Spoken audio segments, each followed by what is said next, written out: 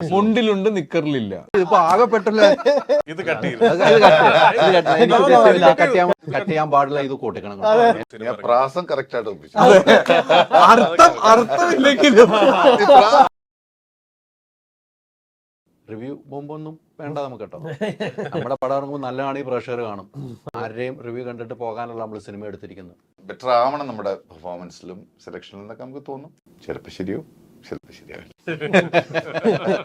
സിനിമയിൽ അഭിനയിക്കാൻ വേണ്ടി ആഗ്രഹിച്ചിറങ്ങിയ ആളാണ്. അവിടെ വേണ്ടത്ര അവസരങ്ങൾ കിട്ടിയില്ല. അല്ല, പണിയൊക്കെ വർക്കൗട്ട് ആവുന്നില്ല എന്ന് തോന്നിയപ്പോ സിനിമയിലേക്ക് തിരിച്ചു കൊണ്ടിരില്ല അല്ലേ? അരെ ഞങ്ങളുടെ ചേച്ചിനെ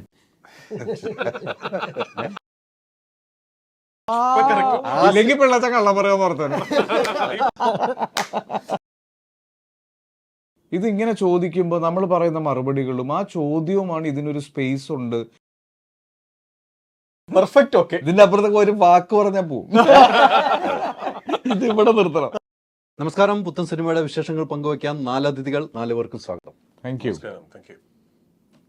എന്താണ് കുറേ ആയി നമ്മൾ കണ്ടിട്ട്. ഷൂട്ടിംഗ് സമയത്ത് ഞാൻ ഒന്ന് വന്ന ആ ഫ്ലാറ്റിൽ ഷൂട്ടിംഗ് കാണാൻ വേണ്ടി അന്ന് ഞാൻ വന്നിരുന്നു. തുടങ്ങിയ ദിവസം എന്തായാലും ഒത്തിരി പ്രതീക്ഷയോടെ കാത്തിരിക്കുന്ന സിനിമ അല്ലേ തലവൻ. എന്താണ് ആളുകൾ പ്രതീക്ഷിക്കേണ്ടത് മുന്നിൽ നിന്നും? തലവൻ ഒരു പോലീസ് ഇൻവെസ്റ്റിഗേഷൻ സ്റ്റോറിയാണ്. അപ്പോൾ അത് ഈ പറയുന്ന പ്രേക്ഷകർക്ക് എക്കാലവും എപ്പോഴും ഇഷ്ടമുള്ള ഒരു കൂട്ടുകെട്ടാണ് ബിജു മേനോൻ, ആസിഫ് അലി എന്ന് പറയുന്ന കൂട്ടുകെട്ട്. അപ്പോൾ ആ കൂട്ടുകെട്ടിൽ എത്രത്തോളം ഭംഗിയായിട്ട് അത് ചെയ്യാൻ ഞാൻ ഒരുപാട് ശ്രമിച്ചിട്ടുണ്ട്.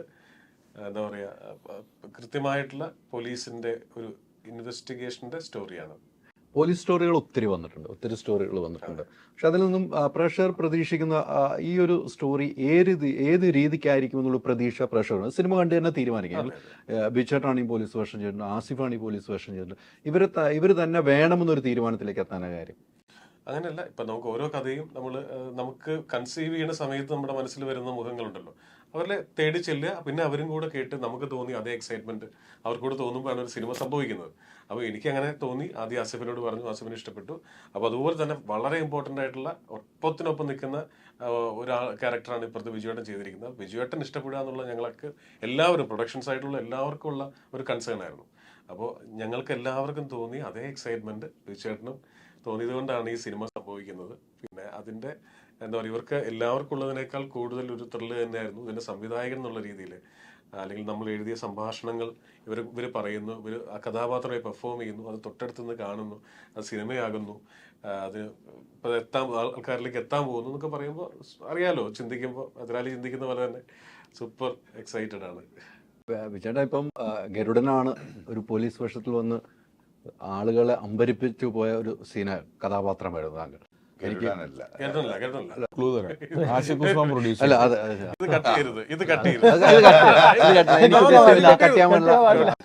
പാടില്ല. ഇത് കൂട്ടിക്കണം. എന്റെ തെറ്റ. ആസിഫിന്റെ കൂടെ നിക്കില്ല. ആസിഫെ താല്പര്യമുള്ളൊരു വാക്കാണ്. സിനിമയുടെ പേര് അല്ല, അത് ഞാൻ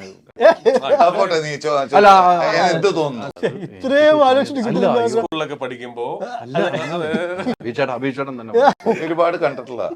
അതെ, എന്റെ പൊന്നി ഇതിപ്പോ ആകെപ്പെട്ടല്ലേ. മുണ്ടിലുണ്ട് നിക്കറിലില്ല.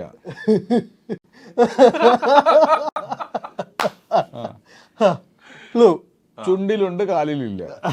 പോലീസ് വേഷങ്ങൾ ഒത്തിരി പടം. എനിക്കിഷ്ടപ്പെട്ട പോലീസ് വേഷം എന്ന് വെച്ചാൽ പൃഥ്വിരാജിന്റെ കൂടെ ഉള്ള അയ്യപ്പനും കോശിയും തന്നെയാണ്. അതിനുശേഷമുള്ള സിനിമകൾ വെച്ച് പോലീസ് വേഷങ്ങൾ ചെയ്യും തോറും നമ്മൾ ഒരേ വേഷങ്ങൾ ചെയ്യുകയാണല്ലോ. പോലീസ് വേഷം അതിൽ വേഷം വ്യത്യസ്തമാണ്. പക്ഷെ ഇതിൽ ആസിഫ് അലിയും നിങ്ങളും 2 പോലീസ് ഓഫീസർമാരായിട്ട് വരാം. നിങ്ങൾ അതിനകത്ത് ഡയലോഗിൽ തന്നെ പറയുന്നുണ്ട് ആരാണ് എന്നുള്ള ഡയലോഗ് ഉണ്ട്.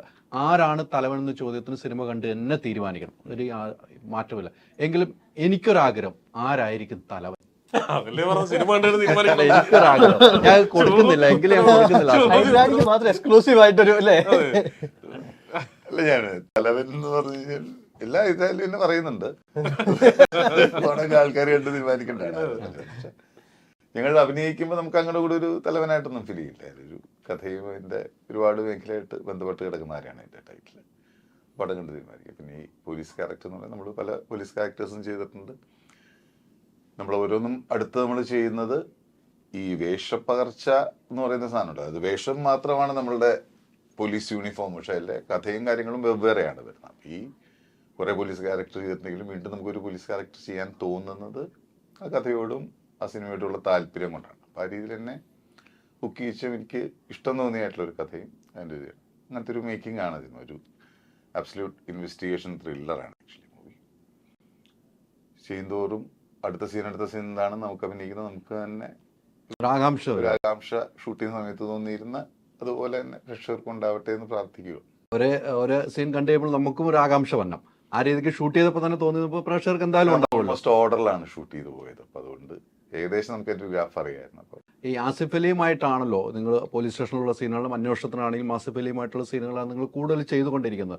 അവിടെയൊക്കെ ഒരു അന്വേഷണത്തിന് പോകുമ്പോൾ ഉള്ള ഒരു ബുദ്ധിമുട്ടുകൾ, പോലീസ് സ്റ്റോറി ആസിഫ് ചെയ്തിട്ടുണ്ട്, അതിലൊക്കെ അന്വേഷണത്തിൻ്റെ ബുദ്ധിമുട്ടുകൾ നമ്മൾ ഇതിനു മുമ്പ് ചോദിച്ചിട്ടുണ്ട്. അത്തരമൊരു ബുദ്ധിമുട്ടുകൾ അനുഭവപ്പെടുന്ന സാധാ പോലീസുകാരെ നമ്മൾ ഓർത്തെടുത്തിരുന്നു. അതൊന്നും ഒരു സിനിമ ചെയ്യുമ്പോൾ നമുക്ക് ഓർക്കാൻ സമയം കിട്ടില്ല. നമ്മൾ വരുന്നു, ഇന്നത്തെ സീൻ പറയുന്നത് നമ്മൾ ആദ്യമേ സിനിമയ്ക്ക് ഷൂട്ടിന് മുമ്പൊക്കെ നമ്മൾ ആലോചിക്കുന്നതായിരിക്കും എങ്ങനെയാണെന്നൊക്കെ അതിന് മുമ്പ് ആലോചിക്കണം. ഷൂട്ട് സമയത്ത് നമ്മൾ എക്സിക്യൂട്ട് ചെയ്യാമെന്ന് മാത്രമല്ലേ ഉള്ളൂ. അപ്പോൾ ആ സീൻ വരുന്നു, അതിൻ്റെ ആ സ്ഥലത്ത് നമ്മൾ പെർഫോം ചെയ്യുന്നു, വേണ്ട ക്യാരക്ടേഴ്സായിട്ട് അവർ പറയുന്ന ഡയലോഗ്സായിട്ട് ചെയ്യുന്നു. അത് ആ കഥയുമായി ബന്ധപ്പെട്ടുള്ള മാറ്റേഴ്സ് സംസാരിക്കാന്നല്ലാതെ നമുക്കിപ്പോൾ വേറെ എവിടെയെങ്കിലും കേട്ടൊരു സാധനമൊന്നും ഇംപ്ലിമെൻറ്റ് ചെയ്യാൻ പറ്റുന്നതല്ല. അപ്പോൾ ഇതിന് ഇതിൻ്റെയുള്ളൊരു കഥയുണ്ട്, അതിൻ്റെ പ്രോപ്പർ സ്ക്രിപ്റ്റ് ഉണ്ട്, അതിൻ്റെ ഡയലോഗ്സ് ഉണ്ട്, അതെടുക്കാനൊരു സംവിധായകനുണ്ട്. അപ്പം അദ്ദേഹം പറയുന്ന പോലെ നമ്മൾ അഭിനയിക്കുക എന്നേ ഉള്ളൂ. നമ്മുടെ കുറവുകളും വേണ്ടതും എല്ലാം അവർ കമാൻഡ് ചെയ്ത് നോക്കിയിട്ട് കറക്റ്റ് പറഞ്ഞു തരും. മീൻസ് നമ്മൾ ചെയ്യാന്നേ ഉള്ളൂ. അല്ല നമ്മളായിട്ടൊരു സാധനം പ്രിപ്പയർ ചെയ്തിട്ട് നമുക്ക് അതിലൊന്നും ചെയ്യാനായിട്ടൊന്നുമില്ല. ആഡ് ഓൺ ടിപ്സ് ഒക്കെ ഉണ്ടാവും. അത് അഭിനയിക്കുന്ന സമയത്ത് നല്ലതാണെങ്കിൽ അവർ ആക്സെപ്റ്റ് ചെയ്യും, അല്ലെങ്കിൽ വേണ്ടാന്ന് പറയും. നമ്മൾ പറയാറുണ്ടല്ലോ നമുക്ക് ഇങ്ങനെ ഒന്ന് ചെയ്താൽ കൊള്ളാം എന്ന് നമുക്ക് തോന്നുന്നത് നമുക്ക് പറയാം. അത് പറയാൻ പോയിട്ടുള്ള സിറ്റുകളിൽ നമ്മൾ പറയാറുണ്ട്. ഇവിടെ നമ്മളെല്ലാം സംസാരിക്കും, വേണ്ടത് ജിസ് എടുക്കും, വേണ്ടാത്ത നമ്മൾ മാറ്റി വയ്ക്കും. സിനിമ അങ്ങനെയല്ലേ? തീർച്ചയായിട്ടും അങ്ങനെയാണ് സംഭവിക്കുന്നത്. അങ്ങനെയാണ് അസ്വ ഈ പറഞ്ഞതുപോലെ ബിജേട്ടനുമായിട്ടുള്ള ഒരു കൂട്ടുകെട്ട്, ഒരു നിങ്ങൾ തമ്മിലുള്ള കൂട്ടുകെട്ട്, അതുപോലെ ജിസ്ജോയി ആയിട്ടുള്ള കൂട്ടുകൾ, നിങ്ങൾ രണ്ടുപേരും ജിസ്ജോയി ഏത് സിനിമ എടുത്താലും ആസിഫ് ഉണ്ടെന്നുള്ളതാണ് എൻ്റെ ഒരു മാറ്റവും വന്നിട്ടില്ല. അതെങ്ങനെയാണ് പിടിച്ചിങ്ങനെ ഇരിക്കുവാണോ അതോ ജിസ് ഇങ്ങനെ പിടിച്ചിരിക്കുവാണോ? അല്ല, അത് ഒരു സൗഹൃദം വലുതാണ്. അതെ, സൗഹൃദം വലുതാണ് തീർച്ചയായിട്ടും. പിന്നെ നല്ല സിനിമകൾ ചെയ്യുക എന്നുള്ളതാണല്ലോ എല്ലാവരുടെയും ആഗ്രഹം. അതൊരു സംവിധായകനായാലും നടനായാലും നമ്മൾ നല്ല സിനിമകളാണ് അന്വേഷിക്കുന്നത്. അപ്പോൾ അത് സംഭവിച്ചേ ഉള്ളൂ. അത് ജിസൻ്റെ അടുത്തൊരു പറഞ്ഞ് ഇഷ്ടപ്പെടാത്ത സ്ക്രിപ്റ്റുകൾ ഞാൻ ചെയ്യാതിരുന്നിട്ടുണ്ട്, ഞാൻ റെഫർ ചെയ്ത് സ്ക്രിപ്റ്റുകൾ ജിസ് ചെയ്യാതിരുന്നിട്ടുണ്ട്. അപ്പോൾ സംഭവിച്ച സിനിമകൾ മാത്രമാണ് ഈ കൂട്ടുകെട്ടിൽ അറിയപ്പെട്ടിട്ടുള്ളൂ. ഞങ്ങൾ വേണ്ടാന്ന് വെച്ച സിനിമകൾ ഒരുപാടുണ്ട്. അതുപോലെ നമ്മൾ എന്ത് കാര്യം ചെയ്യുമ്പോഴും സുഹൃത്തുക്കളുടെ കൂടെ ചെയ്യുമ്പോൾ ഉണ്ടാകുന്ന ഒരു സുഖമുണ്ടല്ലോ. അതിപ്പോൾ ഈ ബീച്ചറിനായിട്ട് സിനിമ ചെയ്യുമ്പോഴും ജിസിൻ്റെ കൂടെ സിനിമ ചെയ്യുമ്പോഴും അരുണിൻ്റെ കൂടെ ചെയ്യുമ്പോഴും ഒക്കെ നമുക്കൊരു നമ്മുടേതായ ഒരു കംഫർട്ട് സോൺ ഉണ്ട് അതിൻ്റെ അകത്ത്. അപ്പോൾ അതുകൊണ്ടായിരിക്കാം ചിലപ്പോൾ റിപ്പീറ്റീവായിട്ട് സിനിമകൾ വരുന്നത്. 30 വർഷമായി സിനിമയിൽ നിൽക്കുകയാണ് ബീച്ചേട്ടൻ. ഇന്ന് നമ്മൾ കേക്ക് വേറെ മുറിച്ചിരുന്നു ഇവിടെ. 30 വർഷമായിട്ട് സിനിമയില്ല. ആ ബീച്ചേട്ടനിൽ നിന്നുള്ള ഒരു പോസിറ്റീവ് എനർജി എന്തൊക്കെയാണ് ആസിഫിന് കിട്ടുന്നത്? കൂടെ ഉള്ളവരെ ഏറ്റവും കംഫർട്ടബിൾ ആയിട്ട് വെക്കുക, അത് എല്ലാ രീതിയിലും അതൊരു എന്താ പറയുക, നമ്മളൊരു സീൻ ചെയ്യുവാണെങ്കിൽ ആ കൂടെ നിൽക്കുന്നവരെ ടേക്ക് കെയർ ചെയ്യുന്ന രീതി ആ സീനിന് ഗുണം ചെയ്യും, അല്ലെങ്കിൽ നമ്മുടെ സിനിമയ്ക്ക് അത് ഗുണം ചെയ്യും. അത് ബീച്ചേട്ടൻ്റെ അടുത്താണ് ഞാൻ പഠിക്കുന്നത്. ഒരിക്കലും ബീച്ചേട്ടൻ്റെ സെറ്റിൽ ഒരു സ്ട്രേഞ്ചർ ഇല്ല. ബീച്ചേട്ടൻ എല്ലാവരോടും സംസാരിക്കും, എല്ലാവരുമായിട്ട് മിങ്കിൾ ചെയ്യും.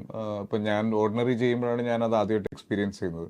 ഒരു പക്ഷേ ഓർഡിനറി ചെയ്യുമ്പോൾ ബിജു മേനോൻ എന്ന് പറഞ്ഞൊരു സീനിയർ ആക്ടറിൻ്റെ കൂടെയാണ് ഞാൻ സിനിമ ചെയ്യുന്നതെന്ന് എനിക്ക് തോന്നിയിരുന്നെങ്കിൽ ചിലപ്പോൾ എനിക്ക് ആ സിനിമയിൽ അത്രയും നന്നായിട്ട് എൻ്റെ ഒരു ഇതിൽ അത് നന്നായി ചെയ്ത് അങ്ങനെ ചെയ്യാൻ പറ്റിയെന്ന് വരില്ല.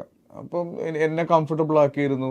ഇപ്പം തലവൻ വരെയുള്ള സിനിമകളുടെ ഇടയിൽ ഞങ്ങൾ 4-5 സിനിമകളോളം ഞങ്ങൾ ഒരുമിച്ച് ചെയ്തിട്ടുണ്ട്. അതിൽ ഏത് സിനിമ എടുത്ത് നമ്മൾ നോക്കിയാലും ഏറ്റവും കംഫർട്ടബിൾ ആയിട്ടുള്ള ഒരു സ്പേസ് ബീച്ചറിന് എനിക്ക് തന്നുകൊണ്ടാണ് ഈ പറയുന്ന രീതിയിൽ പെർഫോം ചെയ്യാൻ ഞങ്ങൾക്ക് പറ്റുന്നത്.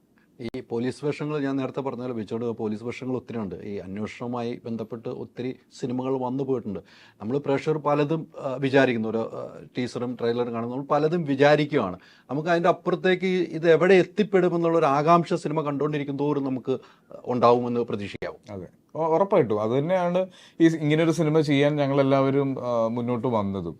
ഇപ്പം നമ്മൾ ന്യൂസിൽ തന്നെ നമ്മൾ എന്തോരം ക്രൈംസ് കാണുന്നു ഒരു ദിവസം അല്ലെങ്കിൽ ഒരാഴ്ച എടുത്ത് നോക്കുമ്പോൾ. കൊലപാതകം തന്നെ പല രീതിയിൽ ചെയ്യുന്നുണ്ട്. അപ്പോൾ അതുപോലെയാണ് സിനിമയും പല രീതിയിൽ എൻ്റെ നമ്മൾ പറയുന്ന കഥയുടെ ഒരു ഐഡിയ സിമിലർ ആയിരിക്കും, പക്ഷെ അതിന് ഓരോ രീതിയിലുള്ള മോഡസ് ഓപ്പറാണ്ടി ഉണ്ടാവും. അപ്പോൾ അത് തന്നെയാണ് ഇതിലും എനിക്ക് തോന്നുന്നത്. ഇതിൽ ഇൻവെസ്റ്റിഗേഷൻ്റെ ഒരു രീതിയാണ് ഈ സിനിമയോട് ഞാൻ ഈ സിനിമ ചെയ്യാം എന്ന് തീരുമാനിക്കാനുള്ളൊരു കാരണം. ഇത് അവസാനം വരെ മനുഷ്യനെ പ്രേക്ഷകരെ പിടിച്ചിരുത്തിയിട്ട് അവസാനം കൊണ്ടൊന്ന് റിവീൽ ചെയ്ത് സന്തോഷിപ്പിക്കുന്നതിനേക്കാൾ ഈ സിനിമയുടെ ഓരോ ഘട്ടത്തിലും ഈ പറയുന്ന ഒരു ത്രില്ലിംഗ് എക്സ്പീരിയൻസ് കൊടുക്കാൻ ഈ സ്ക്രിപ്റ്റിന് പറ്റും എന്ന് തോന്നുന്നു എൻ്റെ ജഡ്ജ്മെന്റിൽ. അങ്ങനെ തന്നെയാണ് ഈ സിനിമയ്ക്ക് കൈ കൊടുക്കുന്നത്. യെസ്, ഒരു സൗഹൃദത്തിനപ്പുറം നമ്മൾ സബ്ജക്റ്റ് നല്ലതായിരിക്കണമെന്ന് ഉറപ്പായിട്ടും. സൗഹൃദത്തിന് വേണ്ടി സിനിമകൾ ചെയ്തിരുന്ന ഒരു സമയം ഞങ്ങൾക്ക് എല്ലാവർക്കും ഉണ്ടായിരുന്നു. പക്ഷെ നമ്മൾ ഈ പറയുന്ന പോലെ ഒരു സിനിമയുടെ വിജയമാണ് നമ്മളുടെ എല്ലാവരുടെയും മുന്നോട്ടുള്ള യാത്ര സുഖകരമാക്കുന്നത്. അപ്പോൾ ഉറപ്പായിട്ടും സൗഹൃദത്തിനേക്കാൾ വലുത് സിനിമയ്ക്ക് തന്നെയാണ്. നല്ല സിനിമകൾ കണ്ടിന്യൂസ് ആയിട്ട് ചെയ്യുമ്പോൾ ആ സൗഹൃദം കുറച്ച് കൂടുതലും കൂടെ സ്ട്രോങ് ആവും. തീർച്ചയായിട്ടും. ഒരു മാധ്യമപ്രവർത്തനം ഇവിടം വരെ എത്തി നിൽക്കുകയാണ് അല്ലേ? എത്രയോ സിനിമകൾ പ്രൊഡ്യൂസ്, നടനാണ്, ആങ്കറാണ്, ന്യൂസ് റീഡർ ഉണ്ട്, സിനിമാ നിരൂപകനായിരുന്നു അല്ലേ? എല്ലാ മേഖലയും കൈവിട്ടിട്ട് നിൽക്കുകയാണ്. ഇപ്പോൾ തലവനിൽ എത്തി നിൽക്കുകയാണ് അല്ലേ? ഇത്തരമൊരു സബ്ജക്റ്റ് ജിസു എന്ന് പറയുമ്പോൾ എന്നാൽ ഞാൻ തന്നെ പ്രൊഡ്യൂസ് ചെയ്യാം എന്ന് തോന്നണമെങ്കിൽ ഒരു കാരണം ഉണ്ടാകണമല്ലോ. ജിസിനുള്ള വിശ്വാസവും സ്ക്രിപ്റ്റിനുള്ള വിശ്വാസവും രണ്ടുമുണ്ട്. 50-50 രണ്ടിനും ഈക്വൽ ഇമ്പോർട്ടൻസ് ആണ്. ജിസ് എന്ന സംവിധായകനിലും വിശ്വാസമുണ്ട്, ആ സബ്ജക്റ്റിലും അത്ര തന്നെ വിശ്വാസം വന്നു. അത് കേട്ട് കഴിഞ്ഞപ്പം തീർച്ചയായിട്ടും ആ രണ്ട് ഘടകങ്ങളോട് ഒരുമിച്ച് വന്നു. അതുകൊണ്ട് തന്നെയാണ് സിനിമ ചെയ്യാൻ തീരുമാനിച്ചത്. ഇവർ രണ്ടുപേരും ആദ്യം തന്നെ തീരുമാനിച്ച് ഉറപ്പിച്ചാണല്ലോ നിങ്ങൾ തുടങ്ങുന്നത്. അതെ അതെ അതെ അതെ അതുണ്ട് ഉറപ്പായിട്ടും. അതിപ്പം അല്ല, ബേസിക്കലി സ്ക്രിപ്റ്റ് പേപ്പറിലുള്ളത് നന്നാവുക എന്നുള്ളതാണ് സിനിമ വർക്കൗട്ട് ആവുന്നത്. പിന്നെ അത് ഡയറക്ടർ എത്രത്തോളം ഭംഗിയായിട്ട് എക്സിക്യൂട്ട് ചെയ്യുന്നു എന്നുള്ളത്. അതിനുശേഷമാണ് നമ്മൾ ആക്ടേഴ്സ് എന്ന് പറയുന്ന സ്പേസിലേക്ക് എത്തുന്നത്. പിന്നെ ഇവർ രണ്ടുപേരും എന്ന് പറയുമ്പോൾ നമ്മൾ ഇപ്പം രണ്ടുപേരും എല്ലാ തരത്തിലുള്ള കഥാപാത്രങ്ങളെയും ചെയ്ത് വിജയിപ്പിച്ചിട്ടുള്ള ആൾക്കാരാണ്. അപ്പം നമുക്ക് അതിലൊരു സംശയം തോന്നേണ്ട കാര്യമേ ഇല്ല. ഇപ്പോൾ ബീച്ചേട്ടൻ പോലീസ് വേഷങ്ങളെ കുറിച്ച് പറയുന്നു. എത്ര തന്നെ ഇത് കണ്ടപ്പം അയ്യപ്പനും കോശിയും കണ്ടപ്പം ബീച്ചേട്ടൻ്റെ ഏറ്റവും ബെസ്റ്റ് അതാന്ന് തോന്നി. നമ്മൾ അതിന് മുമ്പ് പല സിനിമകൾ പത്രം വന്നപ്പോൾ അത് പറഞ്ഞിട്ടുണ്ട്. അത് പക്ഷേ ഓരോ സിനിമകൾ കഴിയുമ്പോഴും ഇപ്പോൾ പോലീസ് വേഷമാണെങ്കിൽ പോലും നമുക്ക് ഓരോ സിനിമ കഴിയുമ്പോൾ അതാണ് ബെസ്റ്റ് എന്ന് തോന്നുന്നുണ്ട്. ആക്ടറിനെ പുൾ ഓഫ് ചെയ്യാൻ പറ്റുന്നതുകൊണ്ടാണ് അല്ലേ? അപ്പം നമുക്ക് അങ്ങനെ അത്തരത്തിൽ ഒരു 30 വർഷമായിട്ട് ഇങ്ങനെ നമ്മളെ വീണ്ടും വീണ്ടും ഞെട്ടിച്ചുകൊണ്ടിരിക്കുന്ന ഒരു ഭയങ്കര ഇതാണ്. അതായത് നമുക്കതൊരു തീർച്ചയായിട്ടും ഈ സിനിമയിലും അങ്ങനെ സംഭവിക്കട്ടെ എന്ന് പ്രാർത്ഥിക്കുന്നു. തീർച്ചയായിട്ടും അങ്ങനെ സംഭവിക്കാൻ വേണ്ടിയാണ് നമ്മളെല്ലാം കാത്തിരിക്കുന്നത്. വെള്ളിമുങ്ങയിലാണ് ഈ വേറെ കഥാപാത്രം, ചെയ്യാത്ത കഥാപാത്രം ഏതാണ് ബീച്ചേട്ടുള്ളത്? ഇനിയുണ്ടല്ലോ കുറെ ആഗ്രഹങ്ങൾ ബാക്കിയാണ് അല്ലേ? പിന്നെ തുടക്കമല്ലേ? തുടക്കോ? അസിഫ കേട്ടില്ല, തുടക്കമാണ്. പിന്നെ അങ്ങനെ വേണം നമ്മളെ മോട്ടിവേറ്റ് ചെയ്യുന്നതല്ലേ. നമുക്ക് ഓരോന്നും നമ്മളുടെ ആദ്യ സിനിമയാണ് നമ്മുടെ തുടക്കം. പുതിയൊരു ദിവസം ആരംഭം കൊണ്ട് നമ്മൾ തുടങ്ങില്ലേ? 30 വയസ്സ് വരെ ഹൈദരാബാദിൽ ആരിലും അറിയുമായിരുന്നു. അങ്ങനെ വിരൽ കൊണ്ടിട്ട് നിർത്തിയാണ്. എനിക്കറിയായിരുന്നു, വളരെ നേരത്തെ അറിയായിരുന്നു. അങ്ങനെ ഒരു തൊടുപുഴക്കാരാണ് നാട്ടുകാർ. അതെ അതെ അതെ അതെ അതെ ആ സ്നേഹം എപ്പോഴും ഉണ്ട് ഇല്ലേ? പിന്നെ പേടിപ്പിച്ച് ചോദിച്ചോലെ. അല്ല, നമുക്ക് ബന്ധങ്ങളാണല്ലോ ഏറ്റവും കൂടുതൽ വേണ്ടത്, സൗഹൃദങ്ങളാണല്ലോ. ഇപ്പം നേരത്തെ ആസിഫ് പറഞ്ഞ സൗഹൃദങ്ങൾ മുഖ്യമായി നമ്മൾ കാണണം. ഇപ്പം നിങ്ങൾ എല്ലാവരും പറഞ്ഞല്ലോ സൗഹൃദത്തിലാണല്ലോ എല്ലാം ഉണ്ടാവുന്ന കാര്യത്തിൽ സംശയമില്ല. ഈ കഥ കുറേ നാളത്തെ കാത്തിരിപ്പിന് ശേഷം എനിക്ക് തോന്നുന്നു ഈ സിനിമയിലേക്ക് വരുന്നതെന്ന്. ഒന്നത് ഈ ആഡ് ഫിലിം ചെയ്യാൻ പോകുന്നതുകൊണ്ട് സിനിമ ചെയ്യൽ വളരെ കുറവാണ്. എന്തിനാണ് എത്രയും സമയങ്ങൾ എടുക്കുന്നതെന്ന് ചിന്തിച്ചിട്ടുള്ളത്? നമുക്കൊരു സിനിമ കഴിഞ്ഞിട്ട് വീണ്ടും ഒരു സിനിമ ചെയ്യാനുള്ള സമയം അത്രയും അത് നമ്മൾ തന്നെ ഇതിനെ കൺസീവ് ചെയ്യാൻ ഒരുപാട് സമയം ഞാൻ എടുക്കാറുണ്ട്. എനിക്കൊരു അഡ്വർടൈസ്മെന്റ് ചെയ്യുമ്പോൾ അങ്ങനെ ഒരിക്കലും ഉണ്ടാവാറില്ല. ഇപ്പൊ ഇന്ന് കേൾക്കുന്ന ഒരു കഥ ഞാൻ നാളെ ഷൂട്ട് ചെയ്ത് അങ്ങനെയൊക്കെ ചെയ്തിട്ടുണ്ട്. ഒരു ദിവസം കൊണ്ട് 5 ആഡ് ഫിലിംസും ഒക്കെ ചെയ്തിട്ടുണ്ട്.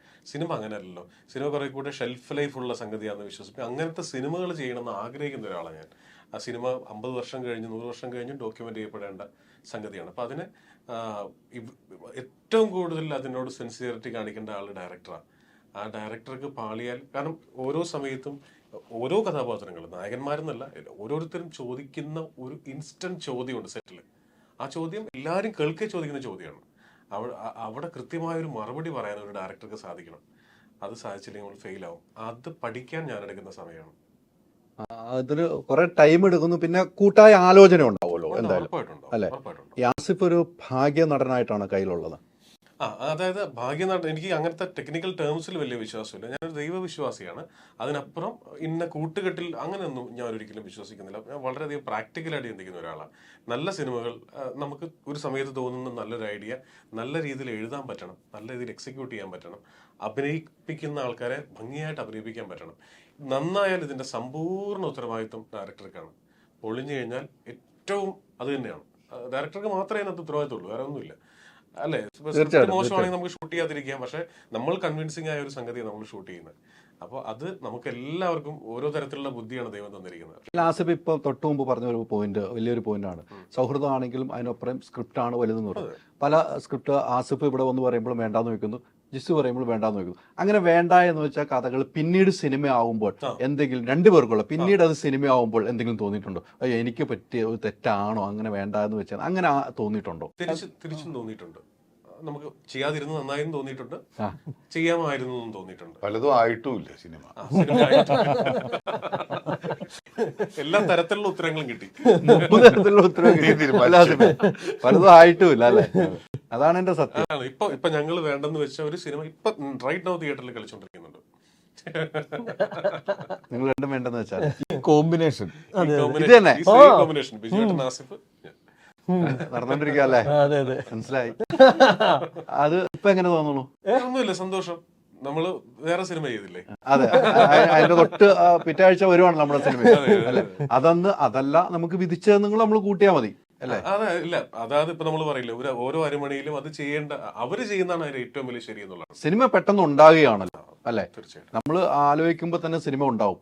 കഥകൾ വരെ മോശം പോകുന്ന കാലഘട്ടത്തിൽ നമ്മൾ ഇരിക്കണം, പിന്നെ പറഞ്ഞിട്ട് കാര്യമില്ല. അപ്പൊ സിനിമകൾ പെട്ടെന്ന് ഉണ്ടാകുന്നു അല്ലെ വിചേട്ടാ? ആ സിനിമകൾ ഉണ്ടാകുന്ന ഏത് രീതിക്കാന്ന് നമുക്ക് അറിയാൻ പറ്റില്ല.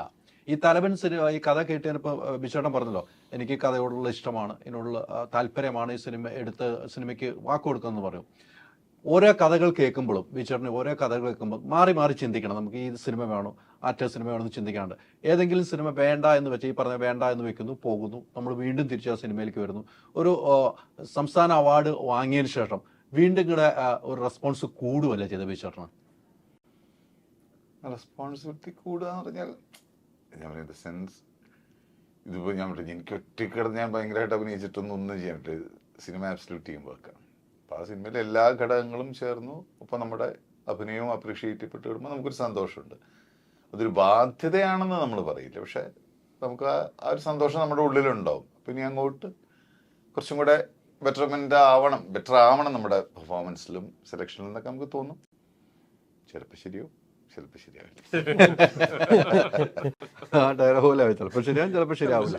കുറെ സംവിധായകരുടെ കൂടെ അഭിനയിച്ചിട്ടുണ്ട്. എന്നും നമുക്ക് ഓർത്തിരിക്കണമെങ്കിൽ എല്ലാ സംവിധായകരും നമ്മുടെ മാസ്റ്ററാണ്. എങ്കിലും പെട്ടെന്ന് പറയാൻ പറയുകയാണെങ്കിൽ ഒരു സംവിധായകന്റെ പേര് ആരെ പറയാൻ പറ്റും ബിച്ചേട്ടന്?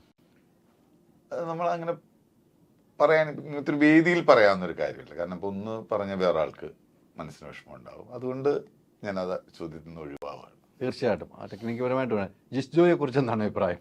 ഇവിടെ ഇരിപ്പുണ്ടല്ലോ. അതുകൊണ്ടല്ലേ ജിസ്ജോയുടെ സിനിമ നമ്മൾ ചെയ്തത്. ജിസ്ജോയുടെ സിനിമകൾ കണ്ടിട്ടുണ്ട്, ജിസ്ജോയുടെ സിനിമയായിട്ട് തോന്നിയിട്ടുണ്ട്. ജിസ് ഈ കഥ പറഞ്ഞപ്പോൾ ഞാൻ ജിസ് ഈ പാറ്റേൺ ആണോ ചോദിച്ചപ്പോൾ ജിസിന് അതിൽ വേറൊരു രീതിയിൽ ചെയ്യണമെന്ന് തോന്നി.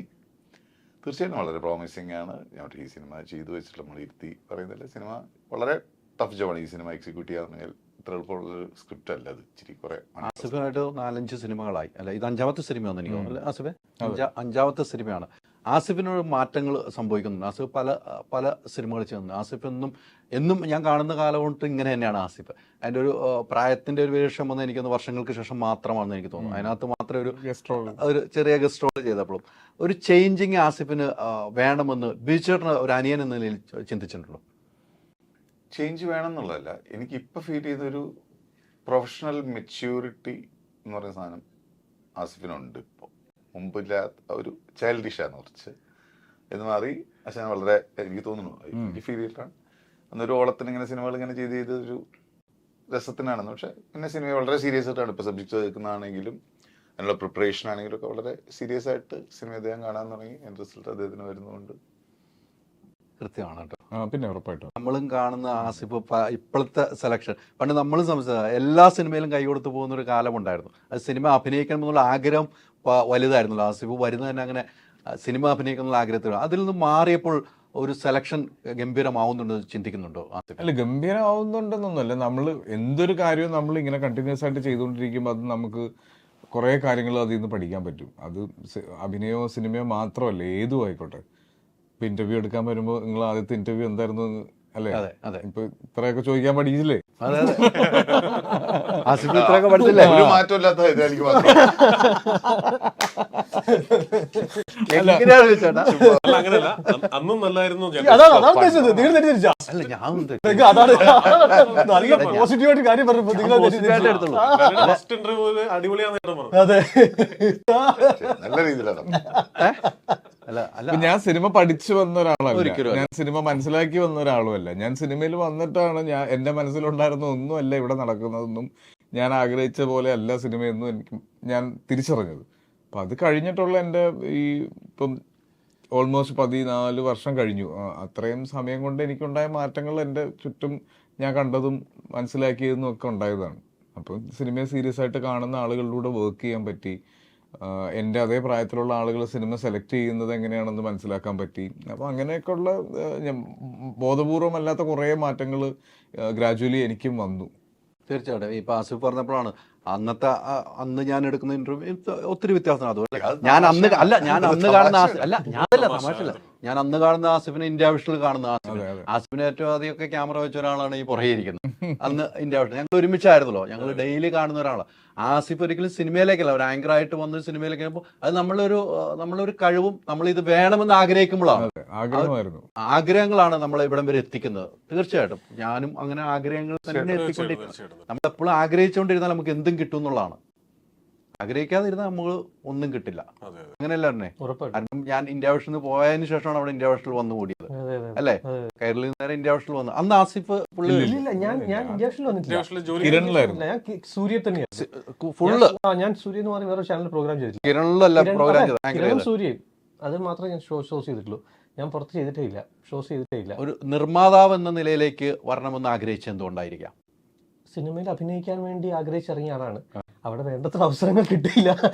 പണി അങ്ങോട്ട് വർക്കൗട്ട് ആവുന്നില്ല എന്ന് തോന്നിയപ്പോ പിന്നെ സിനിമ പ്രൊഡ്യൂസ് ചെയ്യാന്ന് വെച്ചാൽ ജോബ് അല്ല, അതിൽ നിന്ന് തന്നെ പുറത്താക്കാൻ പറ്റില്ല.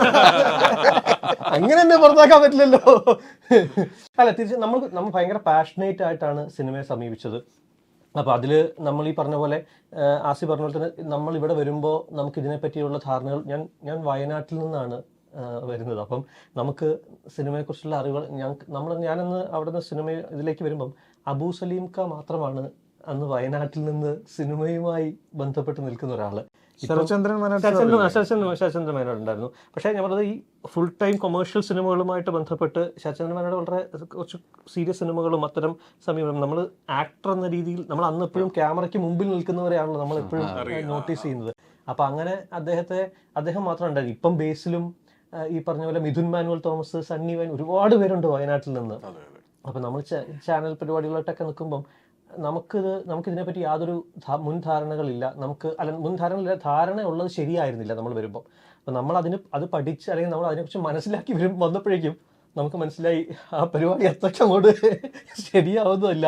അപ്പോൾ നമുക്ക് ആ സിനിമയോടുള്ള പാഷൻ കൊണ്ട് നമ്മൾ പ്രൊഡക്ഷനിലേക്ക് വന്നു. നമ്മൾ സിനിമകൾ പ്രൊഡക്ഷനിലെ സിനിമകൾ ചെയ്തു തുടക്കത്തിൽ. പിന്നീട് അരുൺ നാരായൺ പ്രൊഡക്ഷൻസിൽ സിനിമകൾ വന്നു. അങ്ങനെ പ്രൊഡക്ഷൻ ഇപ്പം വീണ്ടും അടുത്ത സിനിമ റിലീസാകാൻ പോകുന്നു. സിനിമയോടുള്ള പ്രിയമാണ്, സിനിമയോടുള്ള പ്രണയം. അത് ഏത് മേഖലയിലാണ് നിൽക്കാൻ തയ്യാറായിട്ട് തന്നെയാണ്. അങ്ങനെയാണ് സിനിമയോട് ഇഷ്ടപ്പെടുന്നവർ വരുന്നത്. ഇത് മറ്റ് കുറേ കഥാപാത്രങ്ങളുണ്ട് അല്ലേ? എനിക്കൊന്നൊരു ഫ്ലാറ്റിലും പിന്നെ അന്വേഷണവുമായിട്ട് ബന്ധപ്പെട്ട് കുറേ കഥാപാത്രങ്ങളുണ്ട്. ഇതിനെന്തായാലും ഏറ്റവും വലുത് ബാക്ക്ഗ്രൗണ്ട് സ്കോർ ആയിരിക്കണമെന്ന് ഞാൻ സ്വയം ചിന്തിക്കുകയാണ്. കാരണം ഇത്തരം അന്വേഷണം സബ്ജക്റ്റിന് ബാക്ക്ഗ്രൗണ്ട് സ്കോർ ഭയങ്കര രീതിയിൽ തിയേറ്ററിൽ നമ്മൾ പിടിച്ചിരുത്തേണ്ടതാണ്. അതൊക്കെ ചെയ്തിരിക്കുന്ന ദീപക് ദേവ് ആണ് ചെയ്തിരിക്കുന്നത്. ദീപക് ദേവ് ആയിരുന്നു എൻ്റെ ആദ്യത്തെ സിനിമ ബൈസൈക്കിൾ തീവ്സ്, രണ്ടാമത്തെ സൺഡേ ഹോളിഡേയും അദ്ദേഹമായിരുന്നു. ഇപ്പോൾ ഇതിൽ ബാക്ക്ഗ്രൗണ്ട് സ്കോർ എനിക്ക് ദീപകിന്റെ ഈ പറഞ്ഞ ലൂസിഫറിലേക്ക് വർക്കും ഒക്കെ ഭയങ്കര ഇഷ്ടമാണ്. 7th ഡേയിൽ പുള്ളി കൊടുത്ത സ്കോർ, പിന്നെ ദീപകിന്റെ പാട്ടുകൾ എനിക്ക് ഭയങ്കര ഇഷ്ടമാണ്. ദീപക് സുഹൃത്തും കൂടിയാണ്.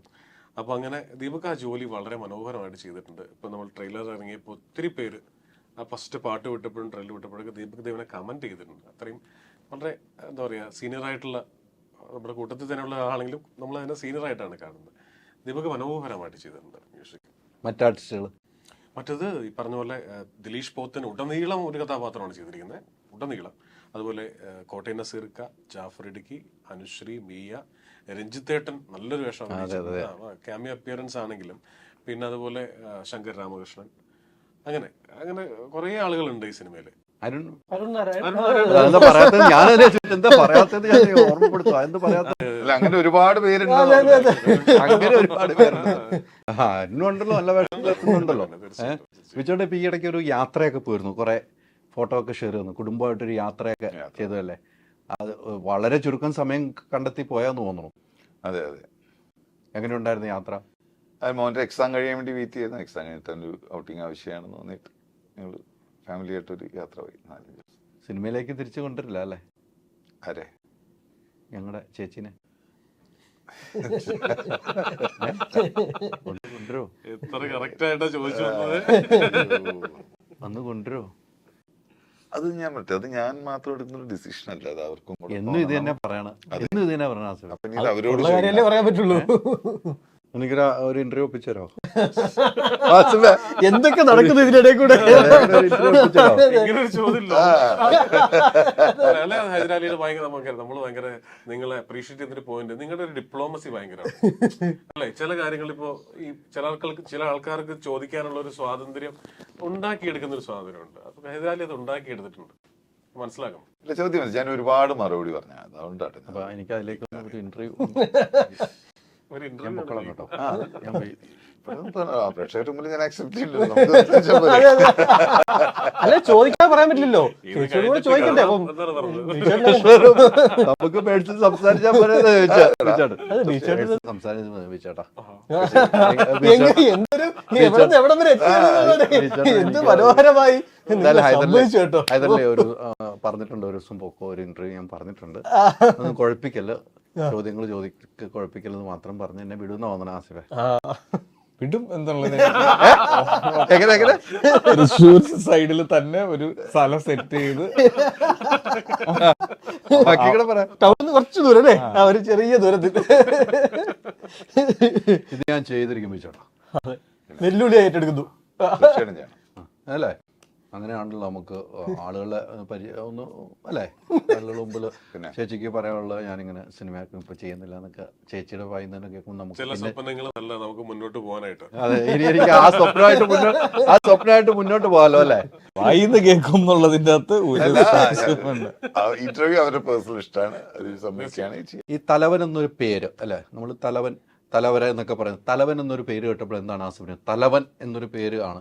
തലവൻ ശരിക്കും നമ്മൾ ഷൂട്ട് കഴിഞ്ഞതിന് ശേഷമാണ് ഈ പേരിലേക്ക് എത്തുന്നത്. കാര്യം ഈ സ്ക്രിപ്റ്റ് വായിച്ചു കഴിഞ്ഞിട്ട് ഒരുപാട് പേരുകൾ മനസ്സിൽ വരികയും ഒരുപാട് പേരുകൾ ഞങ്ങൾ ഫൈനൽ ചെയ്യുകയും പക്ഷെ അഭിപ്രായ വ്യത്യാസങ്ങൾ ഉണ്ടാവുകയൊക്കെ ചെയ്തു. ഒരു ദിവസം വളരെ സർപ്രൈസിംഗ്ലി ആണ് അരുണും ജിസും കൂടെ തലവൻ എന്നുള്ള പേര് ഇത് ടൈറ്റിൽ ഫോണ്ട് വർക്ക് ചെയ്തിട്ടാണ് നമുക്ക് അയച്ചു തരുന്നത്. അത് കണ്ടു കഴിഞ്ഞപ്പോൾ ഓക്കെ, ഇനി ഇതിന്റെ അപ്പുറത്തേക്ക് ഒരു പേര് ഈ സിനിമയ്ക്ക് ഇല്ല എന്ന് തോന്നി.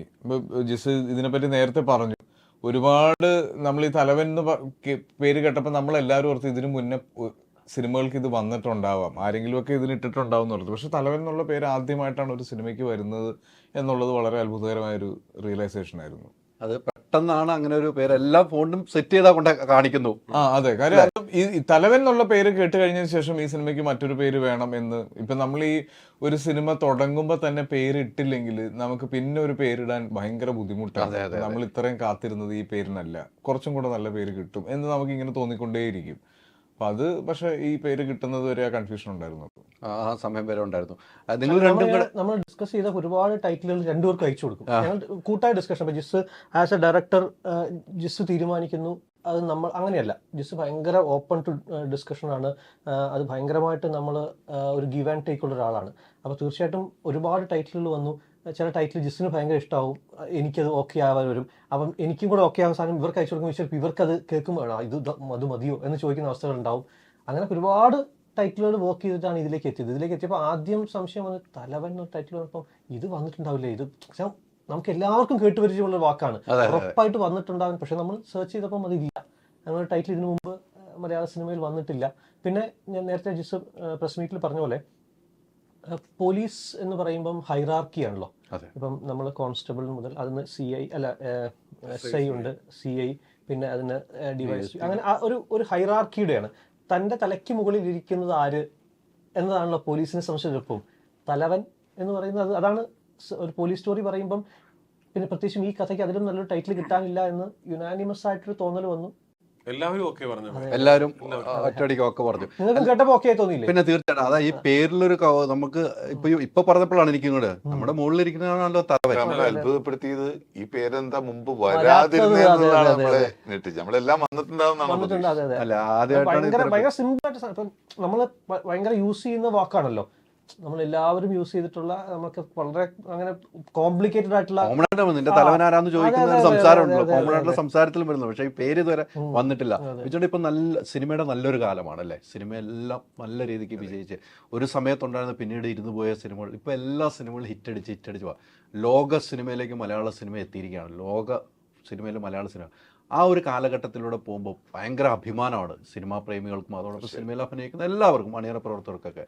അത്തരമൊരു കാലഘട്ടം ഇനി നിലനിർത്തി പോകാൻ ഒരു ബീച്ചേട്ടൻ ഒരു ആളെന്ന നില, ഒരു പ്രേക്ഷക എന്ന നില അത് നിലനിർത്തി പോകാൻ നമ്മൾ എന്തൊക്കെ നോക്കണമെന്ന് ചിന്തിച്ചിട്ടുണ്ടോ ബീച്ചേട്ടാ? ഒരു പ്രേക്ഷക എന്ന നില ഒരു ആക്ടറെ മാറ്റി നിർത്തുക. പക്ഷെ നമ്മൾ അപ്ഡേറ്റഡ് ആവണം എന്ന് പറയില്ലേ. നമ്മൾ മറ്റിറങ്ങുന്ന സിനിമകളിലും മറ്റു ഭാഷയിൽ ഇറങ്ങുന്ന സിനിമകളും എല്ലാം നമ്മൾ കണ്ട് ഇത് ഒരു സമയമാണ്. ഇപ്പോൾ ഒരു സമയത്ത് നമുക്ക് ഫീൽ ഗുഡ് സിനിമ എന്ന് തോന്നും, കുറേ സമയത്ത് റിയലിസ്റ്റിക് ഉണ്ടാവും, എല്ലാത്തിനും ഒരു ബോർഡം ഉണ്ടാവും, അത് കഴിഞ്ഞിട്ട് വേറൊരു ഓണം. ഇപ്പോൾ ആൾക്കാർക്ക് തിയേറ്ററിൽ വന്നിരുന്ന് സിനിമ ആസ്വദിക്കാനാണ് ഇഷ്ടം സിനിമ. അപ്പോൾ അത്തരം സിനിമകൾ ഇപ്പോൾ ചെറിയ സിനിമകളിൽ നിന്ന് മാറി കുറച്ചും കൂടെ ഗ്രാൻഡിയർ സിനിമകളിലേക്ക് വന്നു. ഇപ്പോൾ തലവൻ എന്ന് പറഞ്ഞാൽ തിയേറ്ററിൽ ആസ്വദിക്കേണ്ട ആ ഒരു 2.5 മണിക്കൂറുള്ള ഒരു മാജിക് ഉണ്ട് ആ സിനിമ എന്ന് പറയുന്നത്. അതായത് നമ്മുടെ ഓരോ സീൻ കഴിയുമ്പോഴും നമുക്കുണ്ടാകുന്ന ഒരു പ്രതീക്ഷയുണ്ട്, അടുത്തത് ഒരു ആകാംക്ഷ. അത് നിലനിർത്തി പോകുന്ന സിനിമയ്ക്കാണ്. ഇപ്പോൾ ഇതും നമ്മളും കോമ്പറ്റ് ചെയ്യാണ്, ഇത്തരം സിനിമകളോട് നമ്മൾ കോമ്പറ്റ് ചെയ്യാണ്. നമ്മൾ പ്രേക്ഷകർ മുമ്പിൽ സിനിമകളാണ്, പ്രേക്ഷകരാണ് അത് വിലയിരുത്തേണ്ടത്. നമ്മളൊരു മോശം സിനിമ എടുത്തിട്ട് നമ്മളിവിടെ വന്നിരുന്നതിനെ പറ്റി സംസാരിക്കാൻ വേണ്ടി നമ്മുടെ ഭാഗത്തു നിന്നുള്ള എഫേർട്ട് 100% സിൻസിയറായിട്ട് എല്ലാ കാര്യങ്ങളും ഞങ്ങളെ കൊണ്ട് പറ്റുന്ന നമ്മുടെ ബുദ്ധികളിൽ വളരെ മനോഹരമായിട്ട് ചെയ്യുന്നതാണ് നമ്മളുടെ വിശ്വാസം. തീർച്ചയായിട്ടും ആ വിശ്വാസമാണ് നമ്മുടെ കൂടെ ഉള്ളത്. പോകാൻ തന്നെയാണ് ഞങ്ങൾ എല്ലാവരും പ്രാർത്ഥന തീർച്ചയായിട്ടും. ആസിഫിന് ഒത്തിരി റോൾ ചെയ്യണമെന്ന് ആഗ്രഹമുള്ള ഒത്തിരി റോളുകളാണ് ആസിഫിന്. എന്തായാലും ആസിഫിൻ്റെ പ്രായം ചെറുതാണ്, കാണുമ്പോഴും ഇപ്പോഴും കാണുന്ന അതേ ആസിഫിന്, അന്ന് കണ്ട ആസിഫ് തന്നെയാണ്. കുറേ ക്യാരക്ടർ മനസ്സിലുണ്ടാവില്ല ആസിഫിന്. അത്തരമൊരു ഇനി എനിക്ക് ചെയ്യേണ്ടത് ഇതാണ്, ഞാൻ ഇതൊന്ന് ഫലിപ്പിക്കണം, അങ്ങനെ ഒരു വാശിയുള്ള ഒരു ക്യാരക്ടർ നമുക്ക് ജീവിതത്തിൽ വാശിയുണ്ടാവും. അങ്ങനെ കുറേ ഒരുപാടുണ്ട്. ഞാനിപ്പോൾ തുടങ്ങിയിട്ടല്ലേ ഉള്ളൂ. കുറേ ഇനിയും ചെയ്യാനുണ്ട്. ഇപ്പം എനിക്ക് പണ്ട് പോലീസ് വേഷങ്ങൾ ചെയ്യാൻ ഭയങ്കര മടിയുണ്ടായിരുന്നു. എൻ്റെ ഒരു വലിപ്പവും അപ്പിയറൻസ് ഒക്കെ വെച്ചിട്ട് എനിക്ക് ചേരില്ല എന്നുള്ളൊരു തോന്നലുണ്ടായിരുന്നു. പക്ഷെ അത് ഗ്രാജുവലി അത് ഓവർകം ചെയ്തു. അങ്ങനെ ഒരുപാട് ക്യാരക്ടേഴ്സ് ഉണ്ട്. അത് കാണുമ്പോൾ നിങ്ങൾ അറിഞ്ഞാൽ മതി, നടക്കുന്നുണ്ട്. ഇനിയിപ്പോൾ ഞാൻ പറഞ്ഞു കഴിഞ്ഞിട്ട് പിന്നെ അത് ചെയ്യുകയും അത് നിങ്ങൾക്ക് അതൊരു അയ്യോ അത് പോരായിരുന്നു കേട്ടോ എന്നുള്ളൊരു തോന്നലുണ്ടാക്കാൻ പാടില്ല. ചെയ്ത് കഴിഞ്ഞിട്ട് ഞാൻ പറയാം ഇതെനിക്ക് ചെയ്യാൻ ഭയങ്കര ആഗ്രഹമായിരുന്നു. അല്ല അത്തരം സംഭവങ്ങൾ നടന്നുകൊണ്ടിരിക്കുകയാണ് അല്ലേ. അതാണ്, അല്ലെങ്കിൽ അങ്ങനെ പറയില്ല, നടന്നുകൊണ്ടിരിക്കുകയാണല്ലോ. മറ്റ് ഭാഷകളിലേക്കുള്ള ഒരു ചേക്കേറൽ എങ്ങനെയാണ്? മറ്റു ഭാഷകൾ എനിക്ക് ചെയ്യണം എന്ന് ഉണ്ട്, ഞാൻ ചെയ്യാൻ ശ്രമിക്കുന്നുണ്ട്. പക്ഷെ ഈ അങ്ങനെയുള്ള ഓഫേഴ്സ് വന്ന സമയത്തൊക്കെ അതിനേക്കാളൊക്കെ മികച്ച മലയാള സിനിമ എനിക്ക് ഇവിടെ കിട്ടുന്നുണ്ടായിരുന്നു. അതിനേക്കാളൊക്കെ മികച്ച സിനിമകൾ ഇവിടെ ഉണ്ടായിരുന്നു. പിന്നെ ഒരു പേടിയുണ്ട് എനിക്ക് അന്യഭാഷയിൽ പോയി ചെയ്യാൻ. കാര്യം നമ്മുടെ അത്രയും നമ്മുടെ ഈ മദർ ടങ് നമ്മൾ ഉപയോഗിക്കുന്ന ഒരു ഈസിനെസ് ഉണ്ടല്ലോ, ആ ഈസിനെസ് എനിക്ക് അന്യഭാഷകളിൽ കിട്ടുമോ എന്നുള്ളൊരു പേടി എനിക്ക് എപ്പോഴും ഉണ്ട്. അപ്പം അത് ഓവർകം ചെയ്യണം. ഞാനങ്ങനെ ഭയങ്കര സ്റ്റുഡിയസ് ആയിട്ടുള്ള ഭയങ്കര ബുദ്ധിയുള്ള ഒരാളല്ല. അപ്പോൾ എനിക്ക് ഭാഷ പഠിച്ചെടുക്കാനൊക്കെ കുറച്ച് സമയമെടുക്കും. അപ്പോൾ അത്രയും എഫേർട്ടും കൂടെ ഞാൻ വെറുതെ ഇടുന്ന പോലെ എനിക്ക് ഒരു പേടിയുണ്ട്. അപ്പം അത് ഈ പറഞ്ഞ പോലെ ഈ പോലീസ് വേഷത്തിൻ്റെ പേടി മാറിയ പോലെ ചിലപ്പോൾ ഈ ഭാഷാ പ്രശ്നം മാറുമ്പോൾ അത് സംഭവിക്കും.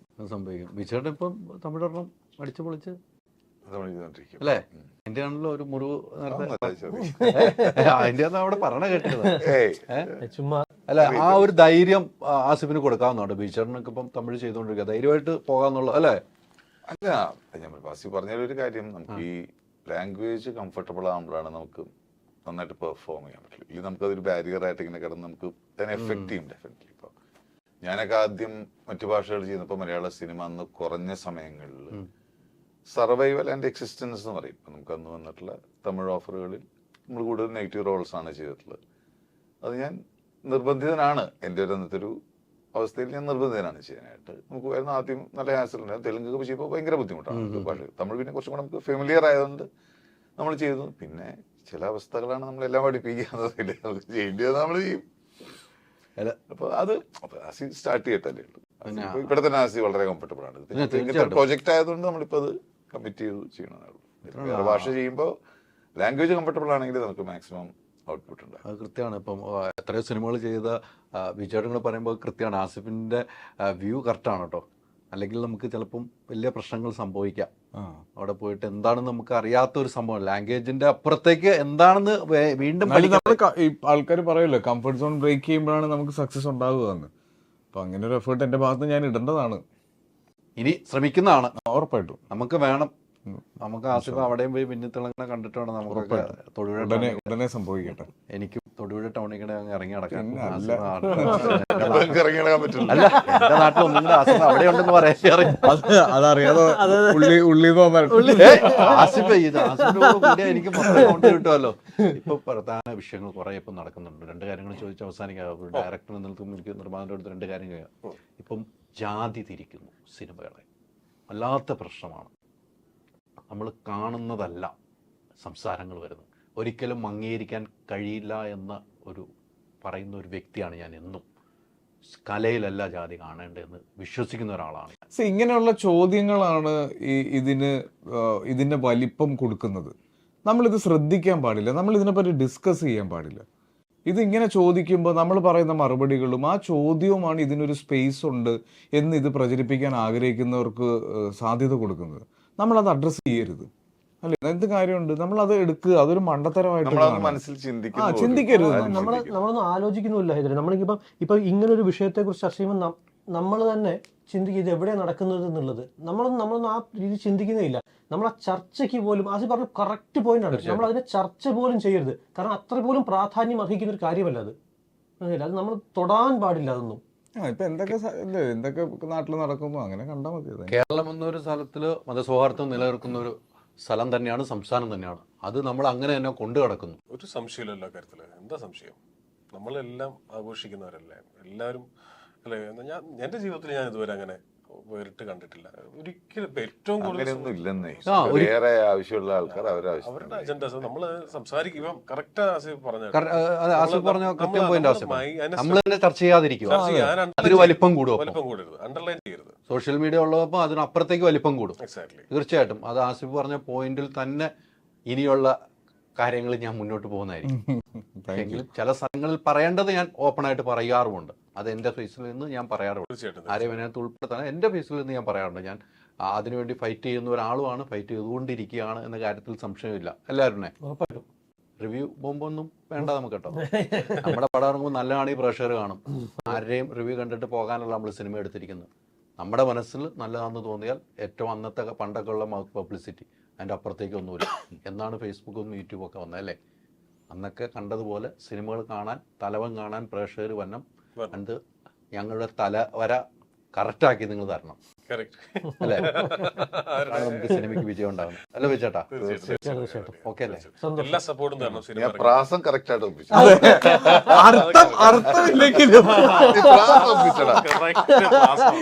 തലവൻ ഇറക്കട്ടെ, നന്നാവട്ടെ, ഞങ്ങളുടെ തലവര നന്നാവട്ടെ പറഞ്ഞതിന്റെ അർത്ഥം എന്താണെന്ന് എനിക്ക് മനസ്സിലായില്ല ചേട്ടാ. ഇതാണ് മനസ്സിലായില്ല.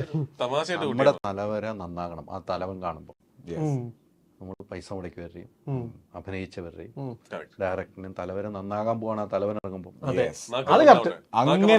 അങ്ങനെയാണ് ഉദ്ദേശിച്ചത്. പിള്ളച്ച കള്ളം പറയാൻ പുറത്തു ആസിഫിന് അത്ര കിട്ടിയില്ല. ഞാൻ ഒന്നുകൂടെ ഇതിന്റെ അപ്പുറത്തൊക്കെ ഒരു വാക്ക് പറഞ്ഞാൽ പോവും.